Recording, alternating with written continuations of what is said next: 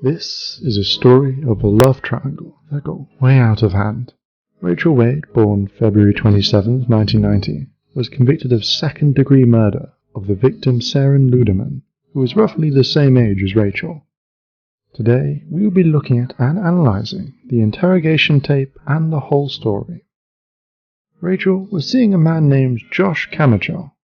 Josh was also in a relationship with Sarah, and he was seeing his ex-girlfriend Rachel at the same time. This caused several fights between Rachel and Sarah. Rachel was a happy person until she turned 15. She apparently fought with her parents constantly. If Rachel didn't get her way, she would run away. The last time she ran away was before she was 17, and that's when she met Josh. However, Josh was always cheating on Rachel, although they did live together for a while. Part 1. The Murder Details. On April 14, 2009, Rachel was at her apartment in Pinellas Park, Florida. It's reported that she was in contact with Josh that night, but that Josh was with Sarah. Rachel said she felt threatened when she heard a honk from a car. It was Sarah, and she said, "Stay away from my man." Rachel was scared, so she called her ex-boyfriend, Xavier, and went over to his house.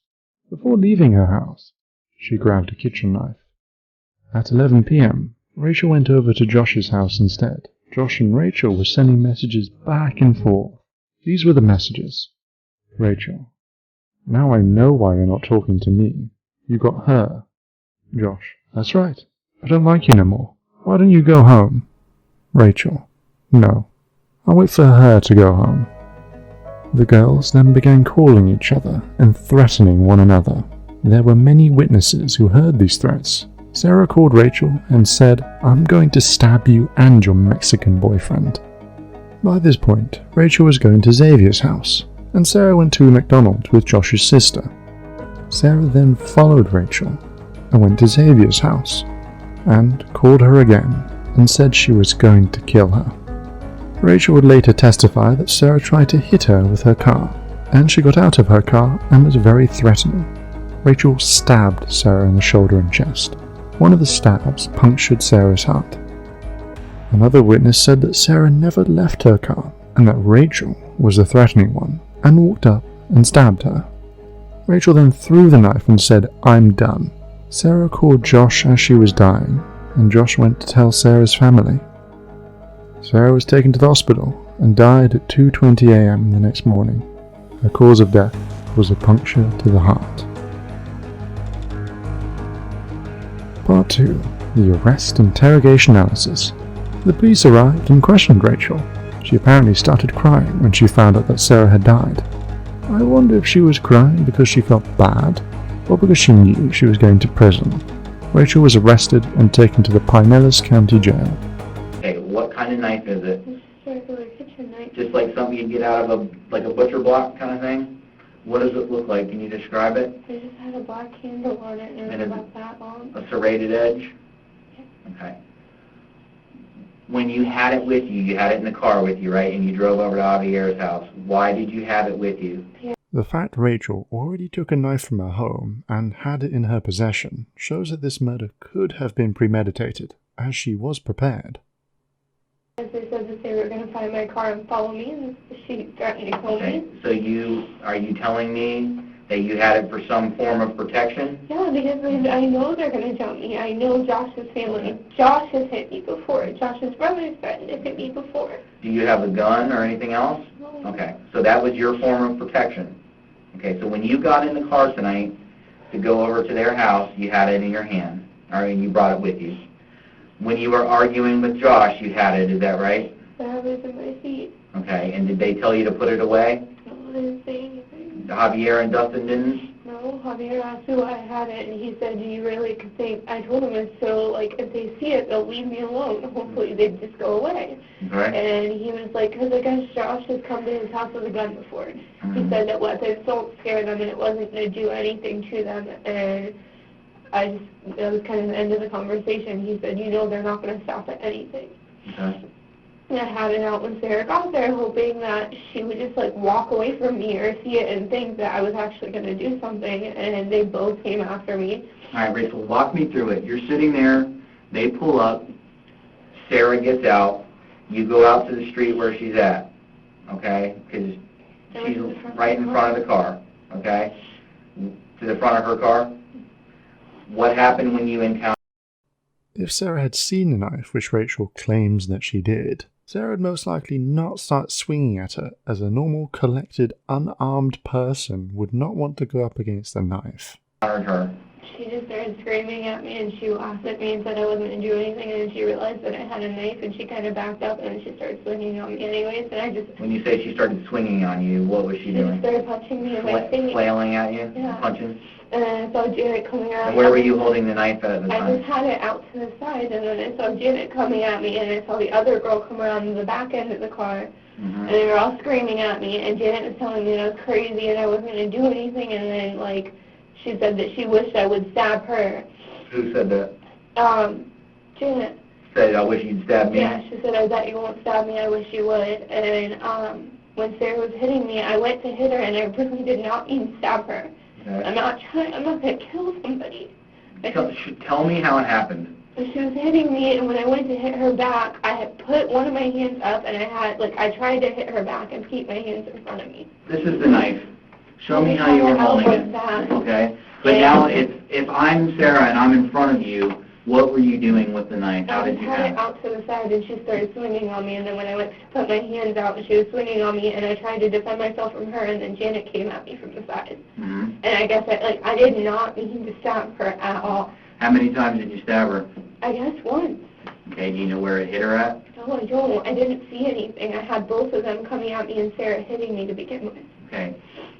After you stabbed her, did she go to the ground, fall to the ground? I didn't see that. No, she was screaming at Janet after that. She was screaming, Janet, get in the car, your kids.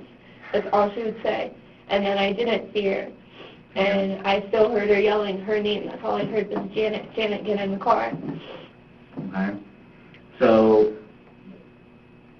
Sarah didn't have any weapon with her at all, right? She wasn't carrying a bat or a gun or a knife that you saw, right? Okay. And you went out and you met her in the street, came up to her side of the car where she was getting out of, is that right? I stepped in, in the front of my car, yeah. And then when she started screaming at me, and then Janet started coming around the side, so I walked over a little bit further. But initially it was just you and Sarah, because you said Sarah was, and is that how your lip got hit? I think Janet did that. I don't know. Sarah kind of hit me in, the side of my head more than anything, and my stomach once. But when Sarah was hitting me, I saw Janet come this way, and the other girl got out of the other side of the car and walked around from the back towards me. Okay. So after that was done, and I know you said you were being dragged around by Janet and whatnot, when you went back up to the house, what did you do with the knife once you had it? I threw it. Where? Towards the neighbor's house. If you're facing Javier's house, to the left side, just in the grass, over the fence, what? Threw it up. I don't know where it landed. Up on the roof? I don't know if it was on the roof or in their backyard or just threw it. And how long would you say the knife is? Probably like that.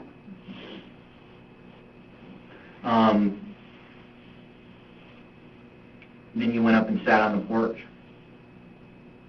The detectives are now trying their best at not being too confrontational towards Rachel, as they notice that she is very emotional and shocked about what has happened, and they need to get as much information as possible.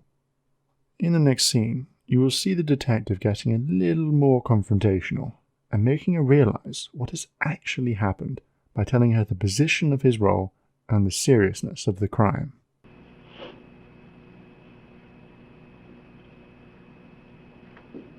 And then took off. No, Janet kept coming after me. Janet, followed me and kept coming after me. And they stayed there then?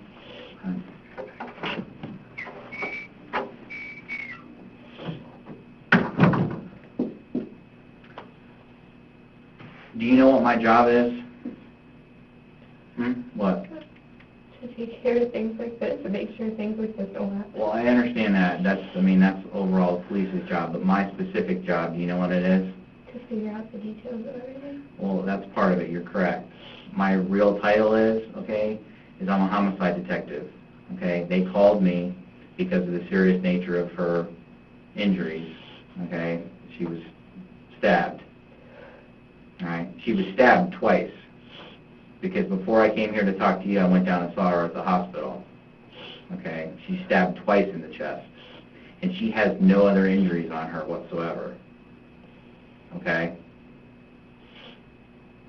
What I need to know from you is why. I understand that you had a knife because you thought you'd scare them, okay? But that isn't working. So why does somebody like you go 1 versus 3? You go out into the street and meet them. Why didn't you just run in the house and call the police? Tired of it. They came after me all the time.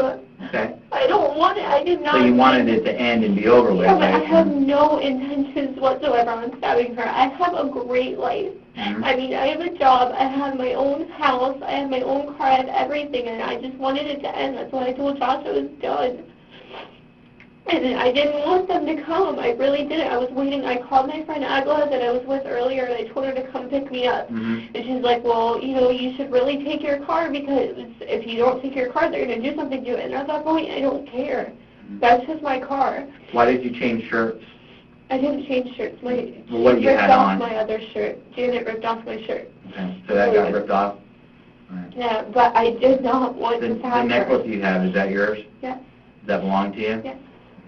Did you see if Sarah was wearing a necklace at the time? No, I didn't. Did you take anything from her? No, I did not. There were rings in my front seat, but I don't think they were mine. And somebody mentioned that there were rings in my front seat. I do have rings in my car, but I don't remember them being in my seat. Okay. Janet got in my car, but I don't know what she did. And so I'm clear, I understand that Janet was, you know, beating on you as well, but initially it's you and Sarah. Javier, Dustin were out in the street fighting with you guys at all. Josh wasn't there. No, Josh was, well, I heard Josh screaming, like, as the cops were pulling up. I heard Josh and his brother.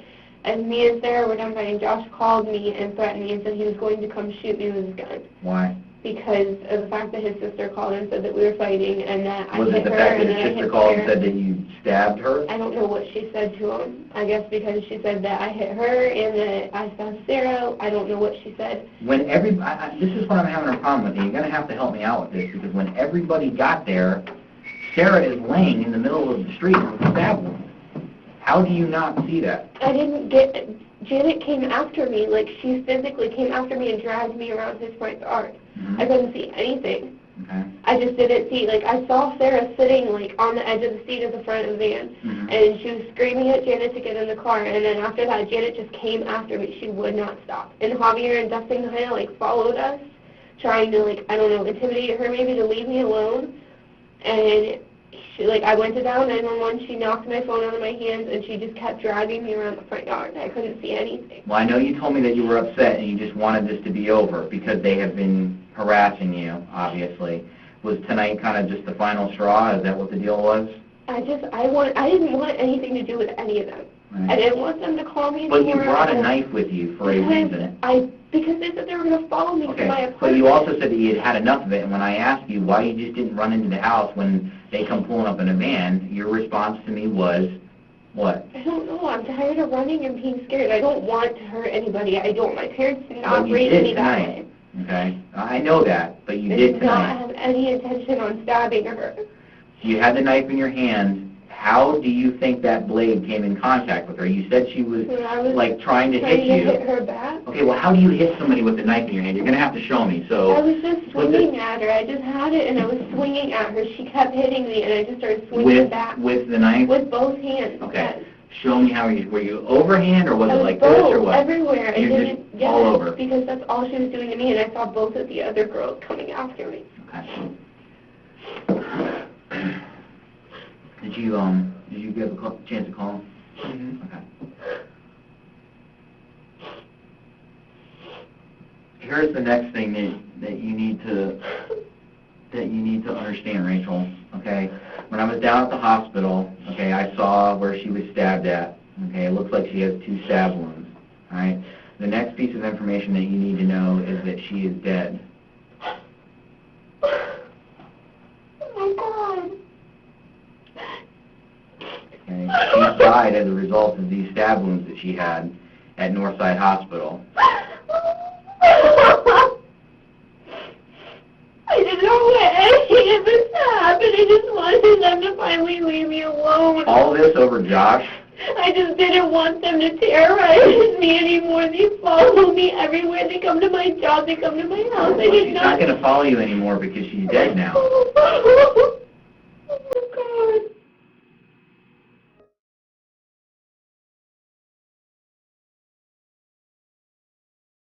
Part 3. Trial Summary. End of interrogation tapes. Rachel's trial began on July 20th, 2010. Rachel's defense was that Rachel killed Sarah in self-defense under the Stand Your Ground law. Rachel's attorney, Jay Hebert, brought up the past fights, including Sarah coming into Rachel's work and threatening her. However, there were several people who testified against Rachel, including Josh. The other witnesses were Josh's sister, who was in the car with Sarah and one of Rachel's friends. They testified that they heard the voicemails of Rachel being the one to say, "I'm going to kill you," and that Rachel was the one who walked up to Sarah's car and stabbed her.